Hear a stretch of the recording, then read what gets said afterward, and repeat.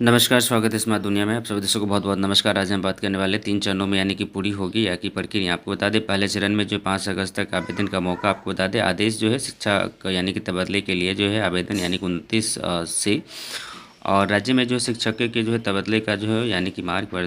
जो है प्रस्ताव यानी कि हो गया है और इसके लिए यानी कि ऑनलाइन यानी कि पोर्टल 29 जुलाई से जो है खुल जाएगा। पहले चरण में यानी कि शिक्षक यानी 29 जुलाई से जो 5 अगस्त तक आवेदन कर सकेंगे और फिर जो है 17 से जो है 23 यानी सितंबर तक जो आवेदन का जो है मौका मिलेगा। स्थानांतरण की जो है सारी यानी प्रक्रिया 31 अक्टूबर तक यानी कि पूरी कर ली जाएगी। विभाग ने यानी शिक्षकों को जो यानी कि 3 श्रेणी में जो है बांटते हुए यानी कि अलग-अलग यानी कि आवेदन की जो है तारीखें यानी कि तय की है। शिक्षा विभाग ने जो है शुक्रवार को जो इसकी यानी कि अधिसूचना यानी कि जारी कर दी है और साथ ही जो है राज्य के यानी शिक्षक यानी स्थानांतरण यानी कि नियमावली 2026 के तहत शिक्षकों को जो है स्थानांतरण की जो है यानी प्रक्रिया के लिए यानी कि विस्तृत यानी कि समय यानी कि सारणी भी जो है जारी कर दी है।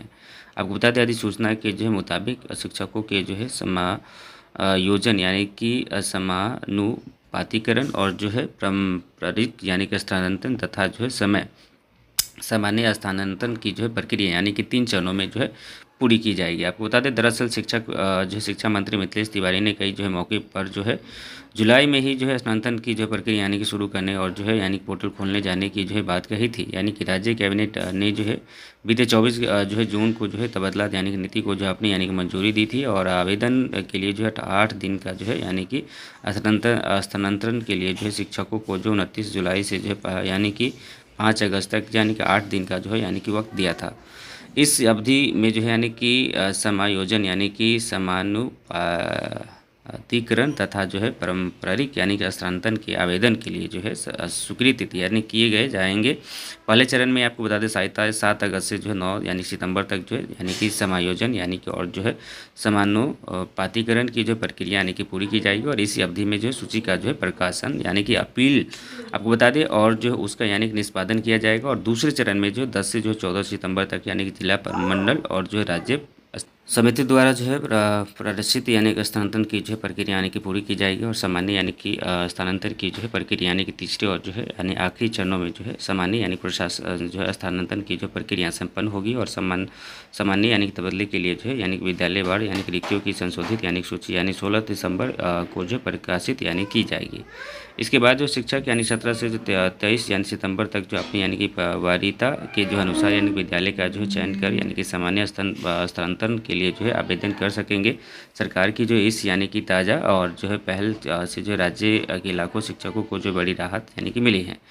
अभी लंबे समय से यानी कि इसकी जो प्रतीक्षा कर रहे थे और आपको बता दें कि सब कुछ जो है ऑनलाइन होगा। विभाग यानी कि द्वारा जो जारी समय यानी कि परिणाम या अनुसार यानी कि सभी जिला प्रखंड एवं जो राज्य यानी कि स्थापन और समिति निर्धारित यानी कि अवधि के में जो है यानी कार्यवाही यानी कि पूरी करेगी तथा जो है यानी कि प्राप्त यानी कि अपीलों का भी जो है यानी कि समयबद्ध यानी कि निष्पादन यानी किया जाएगा और विभाग ने जो शिक्षक के जो है यानी कि निर्देश का जो है पालन करते हुए आपको बता दें अपील की है कि जो स्पष्ट किया गया है कि जो स्थानांतरण की जो पूरी प्रक्रिया ऑनलाइन पर जो है यानी कि प्रदर्शित होगा। और शिक्षा मंत्री जो है क्या कुछ कहा है बता दें कि स्थानांतरण की जो है प्रक्रिया यानी कि प्रारंभ कर दी गई है और आपको बता दें पूरी प्रक्रिया प्रदर्शित यानी तरीके से जो है पूरी की जाएगी और सभी विद्यालयों को जो